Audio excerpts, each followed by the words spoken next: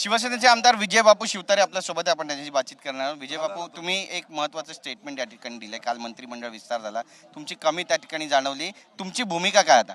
काही भूमिका नाही. लोकांचं काम करणे, लोकांनी निवडून दिलेले ती जबाबदारी खूप महत्वाची आणि मोठी आहे. पण नाराजी आहे तुमची?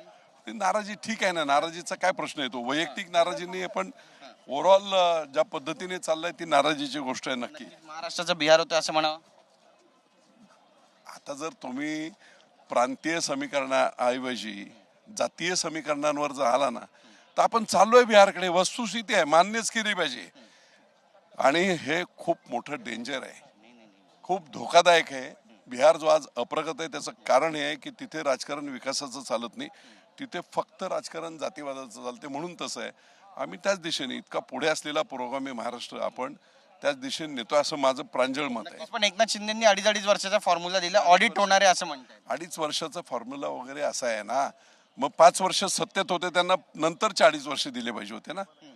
जे काही सिनियर काही लोक होते, काही कर्तृत्ववान, मी असं म्हणत नाही कोणाला, कर्तृत्ववान जी काही माणसं होती सिनियर, अशा लोकांना घेतलं पाहिजे होतं. चला, पण एक महत्त्वाचा प्रश्न असेल, तुमच्यावर अन्याय झाला असं म्हणूया. नाही, माझ्यावर अन्याय बी नाही, काही नाही. मी त्या भुकेला नाही या पदाचा, फक्त चुकीची वागणूक झाली त्याच्याबद्दलचा माझा निषेध नक्की आहे. वर्षानंतर तुमचा नंबर लागेल असं वाटत? अजिबात मला घ्यायची इच्छाच नाही.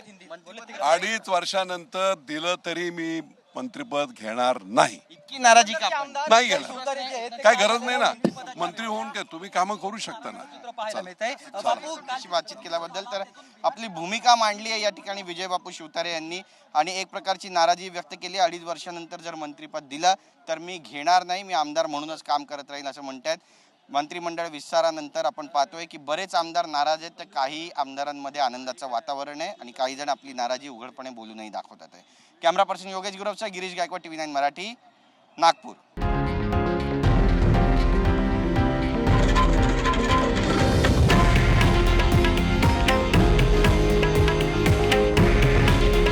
हे आहे देशातील नंबर 1 न्यूज नेटवर्क आणि आपण पाहत आहात TV9 मराठी.